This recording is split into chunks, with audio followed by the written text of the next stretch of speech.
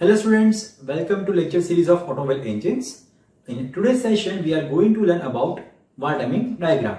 Myself Professor Hardik Shah, and today we will discuss about what is wall timing diagram, what is port timing diagram, why degrees are required in wall timing diagram, thereafter wall timing diagram for petrol engine and wall timing diagram for diesel engine.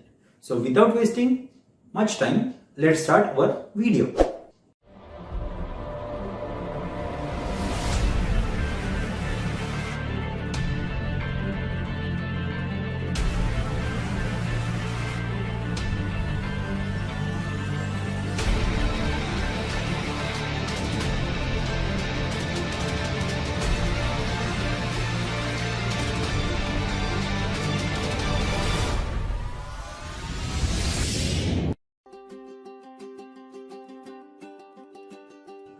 Before starting wall timing diagram, you must know about basics of engine, that is which parts are engine required. So for building any automobile engines, you will require mostly 4 parts. First is piston and cylinder, second is crankshaft, and third one is connecting rod, which is connecting piston with crankshaft.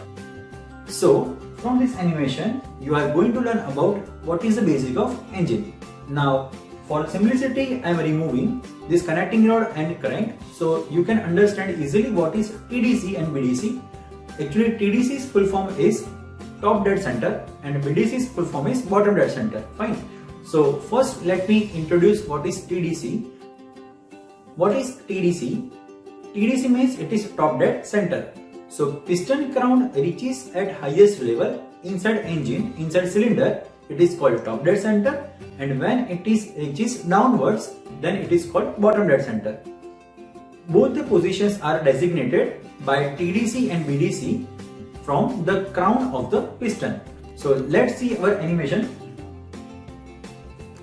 Here you can see piston is moving from TDC to BDC. Now you can again see it is moving from BDC to TDC. So we are considering the piston crown surface for TDC and BDC region. Now for simplicity, I have removed connecting rod and crankshaft. Let's bring them back. So here you can see there is one piston and there is one crank. Now see that piston is moving downwards and the crank is rotating. You only have to observe the position of piston with rotation of the crank. So here you can see piston is moving downwards, fine, and you can also see that crank is rotating.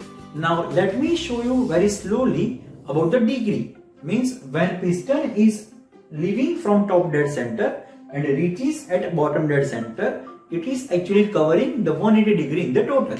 So let me see it. The piston is moving downwards and you can see it is very slowly moving. First it is covering 90 degree.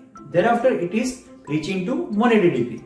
Now when it goes back, it will cover whole 360 degree. So when piston is moving first time from TDC to BDC, it will cover 180 degree, and when it is moving from bottom to top, it will cover another 180 degree. So it will be in the total of 360 degree.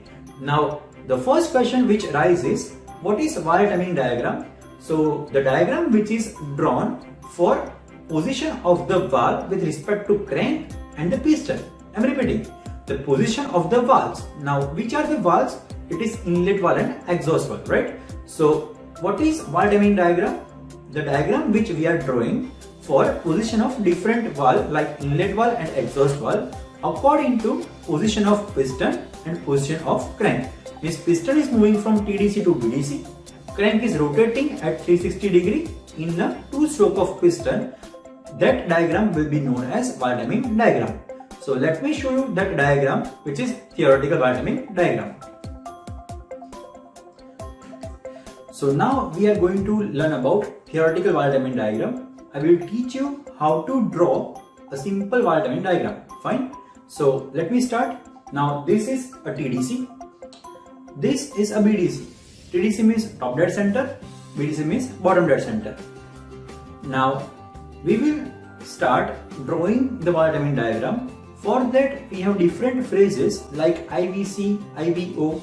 Now what that means, IV means it is inlet valve and EV means it is exhaust valve. Fine. When it is opening, then it is called inlet valve opens, and when it is closing, it is called inlet valve closing. Same way for exhaust valve, it is EVO and EVC. EVO means it is exhaust valve opening and EVC means exhaust valve closing. So these terms we are going to use in a simple valve timing diagram. Now as per theory, you all know there are 4 strokes in the engine. Fine. There are inlet stroke, second is compression, third one is power, and fourth one is exhaust. Fine. So according to that strokes, you all know the position of the piston. Fine. So for the first stroke, you can see that it is inlet stroke. Fine. So in inlet, the piston is moving from TDC to BDC. Fine. And in that way, when we are also seeing the crank, so crank will rotate from 0 to 180 degree. Fine. Let me explain you again.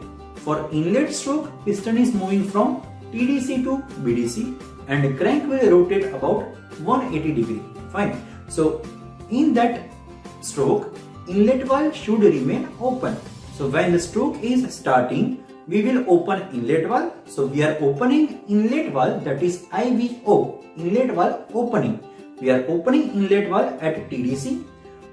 We will keep it open, and when the piston reaches BDC, when the piston is going down, we will keep it open, and when it reaches BDC, we will close it. So we will use the term IVC.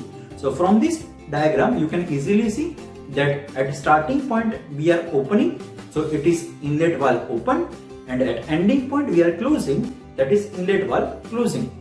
At theoretical diagram, as it is theoretical diagram, it will does not carry any degrees. We will just draw it in a simple manner. So at TDC it will open, when it reaches to BDC it will close. Now after this suction stroke, we have second stroke, that is compression, right? So in compression, both the valve remain closes, fine, and piston will move from BDC to TDC. I am repeating, it is compression stroke, so we have to compress the volume which is inside the cylinder. So in that manner, we can easily understand that piston will move from BDC to TDC, and thereafter we can draw this diagram for the compression. So again the crank will rotate from 180 degree to back to 360 degree, and that way you can understand that piston will move from BDC to TDC and a crank will move from BDC to TDC in 180 degree. Fine. So we have completed the total of one revolution, that is 360 degree, in 2 strokes. First is inlet, in which half, second is compression, in which again half. Now in third stroke, we are also keeping both the valve closed. So third stroke is power stroke, right? In power stroke, we are giving a spark if it is petrol engine, we are giving injection if it is diesel engine. Fine. So in that manner, if we think for power stroke, piston is coming downwards. So piston will start moving from TDC and it will reach up to BDC. Now in that manner, you can also understand that valve should be closed. Even inlet valve and an exhaust valve both should remain closed because it is power stroke. Fine. So at the end of power stroke, piston will reach at BDC. Again, piston is moving from TDC to BDC. So we have to take the crank angle also. So again, crank will rotate at 180 degree because piston is moving from top dead center to bottom dead center. That is our third stroke. And in final fourth stroke, now we have exhaust stroke. So we have to remove all the exhaust gases, all the burnt gases out of the engine. So in that manner, we have to open the exhaust valve. So when piston is at BDC, we will open exhaust valve. When piston will move from BDC to TDC, from downwards to upwards, we will keep it open. Fine. So at BDC, we will take that EVO, that is exhaust valve open, and after that, when it is reaching to the TDC, crank will again rotate its half 180 degree, and in that manner we can draw this diagram for the exhaust stroke. Fine. So now piston is moving from BDC to TDC. We are keeping the exhaust valve open, and when piston reaches at TDC, we will close it. So now we are going to use EVC, that is exhaust valve closed. So let me show you again what we have done. We have started from the suction stroke. At suction, piston is at TDC. We are opening the inlet valve, so that we will write IVO. When suction ends, we will write IVC, that is inlet valve closed. Thereafter compression, both the valves are closed. Again power, both the valves are closed. And when at the end of power, we will open exhaust valve. So we will use exhaust valve open, and thereafter reaching over to TDC, we will use exhaust valve closed. So when we draw this simple diagram, it is called valve timing diagram. Fine. It is actually theoretical. We also have one more, that is actual valve timing diagram. So now let me introduce you about the actual valve timing diagram.